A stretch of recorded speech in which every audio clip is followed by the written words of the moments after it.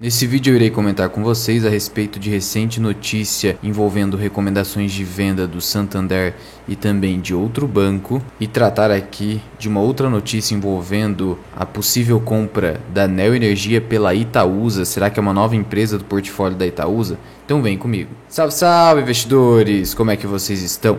Sempre lembrando que antes de continuar, você clica no botãozinho vermelho de inscrever-se para ajudar esse canal, tá bom? E veja só, o Credit Suisse, ele está vendo divergência anormal entre os bancões de bolsa no ano de 2023, em que a taxa Selic ainda segue nos 13,75% e não há por enquanto nenhuma perspectiva de redução dessas taxas de juros, o que por um lado beneficia os bancos porque eles conseguem repassar esse aumento do custo de crédito nas suas operações financeiras. Contudo, a inadimplência no país acaba aumentando, porque como o custo de crédito ficou mais alto, o custo do dinheiro ficou mais alto, as pessoas que estão com poder aquisitivo mais baixo não conseguem honrar com esses compromissos. E a gente viu balanços muito ruins no caso de Bradesco em especial. E agora até mesmo o Santander está aí com o risco de vir com balanços ruins. E é por isso que o Credit Suisse cortou o Santander para venda. E quais foram os motivos? Primeiro, que o Credit Suisse ele vê uma divergência anormal entre os bancões de bolsa, porque ele olha para o Banco do Brasil e o Itaú com ROIs elevados, na casa ali dos 20%. Para o caso do Itaú, isso é muito comum, mas o Banco do Brasil é realmente surpreendente esse ROI. O banco está conseguindo rentabilizar muito bem a sua carteira de crédito, chegou a 300 bilhões de reais a carteira de crédito do agro, rentabilizando a 20%, significa que o banco vai gerar um lucro talvez recorde no ano de 2023. Cabe lembrar que o Banco do Brasil manteve o payout de 40% nesse ano e ainda já previu num cronograma 8 fluxos de pagamentos a título de proventos, favorecendo a previsibilidade de caixa para você investidor que segue a estratégia dos dividendos e também favorecendo o potencial da bola de neve dos juros compostos. Por outro lado, teríamos o Bradesco e o Santander, cuja rentabilidade cairia para algo em torno de 10%, a metade dos outros dois bancos, isso já no quarto trimestre, e esses dois bancos devem ser mais afetados pelo caso Americanas, o que ainda favoreceria balanços mais contidos. No caso do Banco do Brasil, o Credit Suisse prevê um preço-alvo de R$50, que seria ali o valor patrimonial do Banco do Brasil atualmente. A gente percebe aqui que por mais que o Banco do Brasil tenha subido bastante, negociando aqui de novo próximo dos R$40, ele ainda negocia abaixo do valor patrimonial, que seria algo em torno de R$50. E veja só, não é à toa que o Credit Suisse coloca esse preço-alvo. É que o banco, historicamente, costuma negociar próximo do valor patrimonial ou até um pouquinho acima disso. Então, o preço-alvo de R$50 seria ainda com uma certa margem de segurança. Só que eu considero um otimismo muito grande colocar aqui R$50 em Banco do Brasil. Por quê? Por mais que eu concorde que esse seria o preço justo de Banco do Brasil, a gente está vendo aí, principalmente com o risco político que ainda rodeia o Banco do Brasil, que você colocar o preço justo como preço-alvo fica muito difícil de não gerar uma sardinhagem no mercado. Por isso eu sigo o critério do Basel do Banco do Brasil e coloco como meu preço teto R$35. E como vocês sabem, eu tenho o Banco do Brasil a R$30, 5 mil ações. É a maior posição da minha carteira de ações brasileiras, de tal modo que não faria sentido eu aumentar minha exposição com um preço-alvo tão alto assim. Então eu esqueceria esse preço-alvo. De qualquer forma, certamente o Banco do Brasil, que é o banco menos afetado pelo caso Americanas, seguirá aí lucrando, tal como o Itaú, ou até mais que o Itaú, com preços mais baixos. Mas ainda assim eu teria cautela se fosse você aqui na casa dos R$40, não é nenhuma recomendação de investimentos. Os analistas do Credit Suisse estariam ainda projetando lucros de 33 bilhões, novo recorde. Isso nas cotações atuais traria um yield de quase 12%, mantido esse payout de 40%, algo em torno de 4,50 por ação. Olha que dividendo enorme. Isso representa o dividend yield cost para mim de 15%, aí o poder do dividend yield cost. No caso do Itaú, o Credit Suisse ainda tem visão otimista, mas cortou o preço-alvo para R$32. O Itaú, no caso, segue a R$25. Teria ainda um espaço para crescer em cotação, só que o Itaú não dá para você traçar o preço teto pelo critério do Basel, porque ele está pagando muito poucos dividendos, de tal modo que eu prefiro ficar de fora do Itaú até pelo baixo crescimento potencial do Itaú. A gente vê que hoje o Itaú tem um valor de mercado de 231 bilhões de reais. Já o Banco do Brasil, 112 bilhões, quase a metade, entregando um lucro muito similar, um lucro projetivo para 2023 e ROIs similares. Então, na minha visão, não faz sentido ter Itaú. Apesar disso, eu tenho Itaúsa na minha carteira, não só pelo Itaú, mas pelas demais empresas que compõem o portfólio da Itaúsa e porque a Itaúsa tem um desconto de holding de 20% em relação ao que ela tem de participação no Itaú e demais investidas. Já o caso de Santander seria outro, e aqui a recomendação é de venda. O preço-alvo para as units seria R$ 31, mas veja que as ações já caíram abaixo disso, já estão na casa dos R$ 29, e a perspectiva é que continue caindo, já que a previsão é que o lucro caia 30%, a exposição do Santander no varejo é bastante grande, não tanto quanto o Bradesco, mas ainda assim é mais grande que os demais. Por isso, muito embora o banco continue pagando dividendos, recentemente anunciou um provento interessante de 1,7 bi de JCP, mas podemos esperar uma eventual redução dos dividendos de Santander nesse momento ou até uma manutenção desses dividendos, ou seja, não haver nenhum tipo de crescimento em 2023, até que os balanços voltem ao normal. Por isso, a recomendação de venda. Mas você vai vender só por conta dessa recomendação do Credit Suisse? Eu particularmente não vou vender. Eu, no caso, tenho as ações ordinárias e ações preferenciais de Santander. Dentro aqui da carteira eu tenho 1.000 ações preferenciais de Santander com 1% de lucro aqui em termos de valorização, mas já recebi dividendos, então o lucro é bem maior que isso, e ações ordinárias aqui com uma leve queda, e vai continuar caindo, principalmente com essas recomendações de venda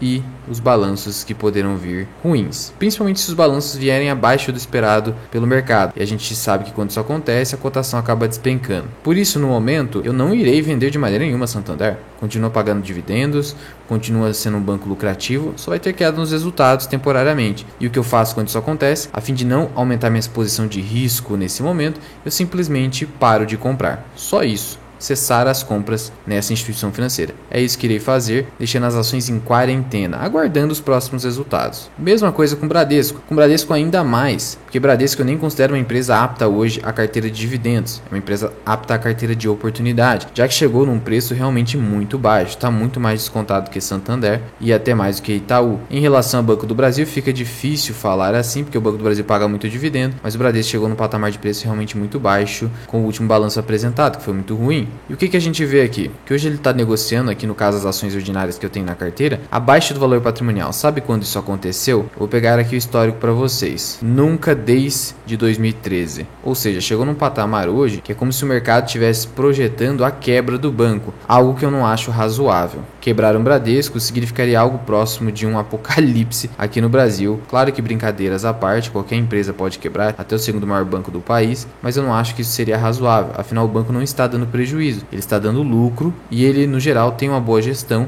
Por isso eu também vou deixar em quarentena, embora aqui de novo haja recomendação de venda. Além do Credit Suisse recomendando venda de Santander e Bradesco, temos aqui a Nord Research, dizendo inclusive para você ficar de fora do Bradesco, um pouco radical, mas eles colocaram assim no relatório deles. Da mesma forma o Santander, por motivos similares ao que expôs aqui o Credit Suisse. Em relação a Bradesco, eu já não iria fazer mais nenhuma compra, eu já até cheguei na minha gestão de risco máxima ali para uma carteira de oportunidade nesse banco. Em relação ao Santander, até fiz algumas outras compras, mas diante principalmente do caso Americanas, eu vou cessar com essas compras, mesmo que eu não ache que o banco esteja caro. E é importante essa postura porque você nunca sabe quando é verdade ou narrativa, e talvez o mercado esteja exagerando com toda essa queda nos balanços de Santander. Se ele estiver exagerando, ótimo, eu já tenho a minha posição ali montada. Se ele estiver certo, eu não aumentei meu risco e mantive ali uma posição relativamente pequena. E aí, tratando aqui do caso Itaúsa, ela estaria de olho nos ativos da Neo Energia, que é uma companhia que segue no meu radar e que o mercado ainda não enxergou valor nessa empresa. Tem até um vídeo falando detalhadamente sobre Neo Energia, eu vou deixar aqui no card se você quiser conferir lá. E o que está acontecendo?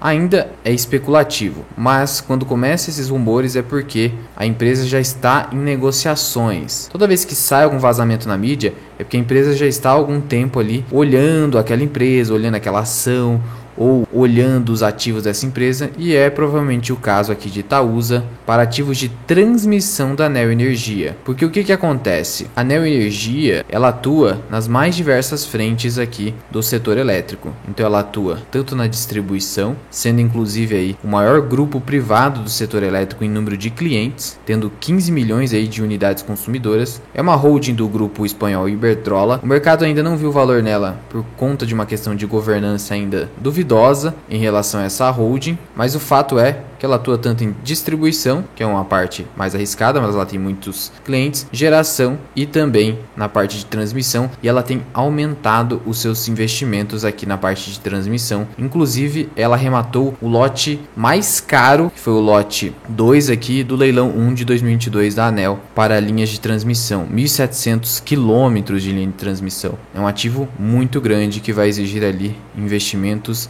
elevadíssimos, da ordem de mais de 4 bilhões de reais. Daí óbvio que a Itaúsa está olhando nisso, olhando para o histórico de previsibilidade de receitas do setor de transmissão, e essas receitas são reajustadas por índices de inflação previamente estabelecidos em contratos de concessão de longo prazo, e toda essa previsibilidade favorece aí mais uma empresa para o portfólio da Itaúsa, que não tem nenhuma transmissora ali dentro da sua carteira até então. E ela estaria olhando juntamente aí com o GIC, que administra reservas internacionais de Singapura, é um fundo de pensão canadense, então talvez as duas fossem comprar em conjunto os ativos de transmissão da Neoenergia, e dependendo do preço que fosse oferecido, as ações de Neoenergia iriam disparar, já que ela está hoje negociada abaixo do valor patrimonial, abaixo do valor contábil de avaliação. Dessa forma, se ela tem ali ativos que valem 100 milhões e o mercado paga só 70, aí vem a Itaúsa e esse fundo de pensão e paga pelo menos valor contábil, significa aí pelo menos um ágio de 30% até chegar no valor contábil, ou seja, as ações podem disparar tranquilamente. E segundo consta da matéria da Bloomberg, o JP Morgan e o Itaú já estariam assessorando a Neoenergia, então as negociações podem estar avançadas. E essa transação poderia levantar 500 milhões de euros para a Neoenergia. Com o euro aí cotado a 5,60, poderíamos ter aí quase 3 bilhões de reais nessa negociação. A Neoenergia hoje tem um valor de mercado de quase 18 bilhões. Dessa forma, como a Neoenergia tem uma exposição atual aí de aproximadamente 10-12% da sua receita no segmento de transmissão, a gente teria aí que uma negociação de quase 3 bilhões de reais teria aí uma vantagem para a Neoenergia, como eu falei para vocês, de 20-30%.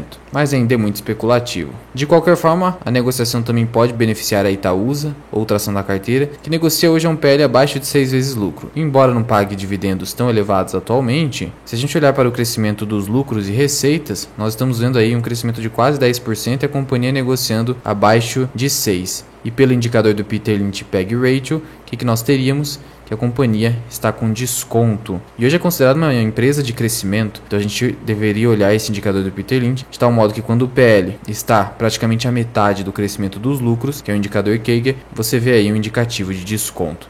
Por isso mantém Itaúsa na carteira, embora seja da carteira de oportunidade, pensando em crescimento. Portanto, no final das contas, eu espero que essa negociação seja levada a cabo. Talvez isso até me favoreça a colocar parte do meu dinheiro em Neoenergia. Ainda não sei, qualquer novidade trago para vocês aqui no canal, então já ativa o sininho aí embaixo. E de qualquer forma, para a Itaúsa, como eu falei para vocês, embora possa gerar um aumento da alavancagem temporária de Itaúsa, porque talvez ela precise tomar dívida para fazer isso no longo prazo vai ser favorável para o portfólio de Itaúsa, que cada vez mais deve se expor menos ao Itaú, que como eu falei para vocês, não tem grandes perspectivas de crescimento. E se você quiser aprender mais sobre investimentos, considere se tornar membro do canal associado Mirai. Você tem aulas exclusivas, como por exemplo esta, do método de fluxo de caixa descontado para você fazer valuation das suas ações. Você tem acesso às stocks que eu estou de olho, a carteira do 0 aos 100 mil, aulas sobre small caps e aulas sobre indicadores da análise fundamentalista. Além disso, você tem aqui acesso a lives exclusivas onde você pode tirar suas dúvidas comigo e ficar aí sabendo das ações que estão no meu radar e aquelas que estou comprando. Associado Mirai, você pode cancelar a qualquer momento. Mas já vai deixando aqui nos comentários o que você achou dessa recomendação de venda do Credit Suisse. E em relação a essa negociação da Itaúsa, você acha que será vantajosa para a companhia? Conta aqui para mim da Mirai. Muito obrigado por ter ficado comigo até aqui. Eu sou o Luan, esse aqui é o canal Mirai Investing. Até o próximo vídeo. Fui!